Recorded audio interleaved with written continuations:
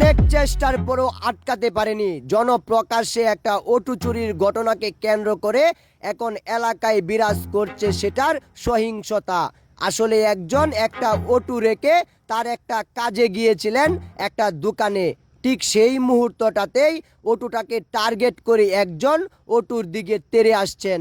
কিন্তু বিষয়টা হচ্ছে এখানে অনেক মানুষ, আর সেটার বীরেই মূলত সে অটোটা চুরি করে পালিয়েছিলেন। আর অটোর মালিক সেটাকে ধরার চেষ্টাও করেছেন, কিন্তু সেটা পারেনি, কারণ অটোর সাথে সে পেরে ওঠেনি।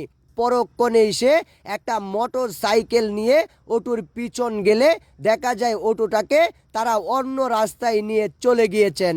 কিন্তু জনপ্রকাশ্যে সিসিটিভি ক্যামেরায় দেখা যাচ্ছে অটোর সাথে কি একটা ঘটনা। আসলে যে লোকের অটো সে এখানে রেখে তার একটা ব্যক্তিগত কাজে দোকানে গিয়েছিলেন, আর সেই ফাঁকেই ভরে দিয়েছেন। প্রায় 3 থেকে 3.5 লাখ টাকার অটো নিয়ে এখন উধাও দুষ্কৃতিকারীরা। আর এখন তাদেরকে ধরতে না পারলেই এমন অটো অনেক চুরি হতে পারে। সামান্য অটো দিয়ে যাদের জীবন চলে সে অটোর চুরির ঘটনায় এখন আমাদের অহরহই শুনতে হয়। এ বাড়ির ও ভাইয়ের অটো এখন চুরি হয়ে যায়, ব্যাটারি চুরি হয়ে যায়। আসলে এই কাজগুলা করে কারা? এখনই যদি তাদেরকে ধরতে না পারি তাহলে হয়তোবা এমন একটা অটোর জন্য অনেক পরিবার বিলীন হয়ে যাবে, কারণ এই একটা অটো দিয়েই চলে তাদের সংসার। প্রকাশ্যে জনসমক্ষে এমন একটা আচরণ করছেন যেমন এখানে তারা অনেক বড় মাপের লোক, আসলে তারা বড় মাপের চোর।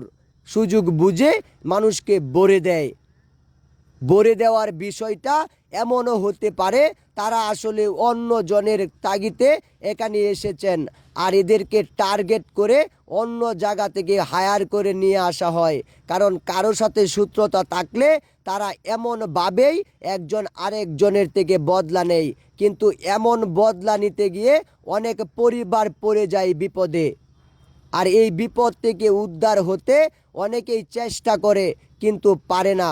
অটো চুরির ঘটনা আমরা সচরাচর শুনে থাকি, কিন্তু কিভাবে হয় সেটা হয়তো বা জনসমুখে আসে না।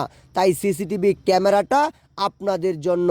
যাদের পরিবার অটো দিয়ে চলে তারা অটোটাকে সেফটি দিবেন, অটোটাতে কখনোই চাবি লাগিয়ে কোথাও যাবেন না। আর এমন ব্যবহার করছেন যেন অটোটা তাদের।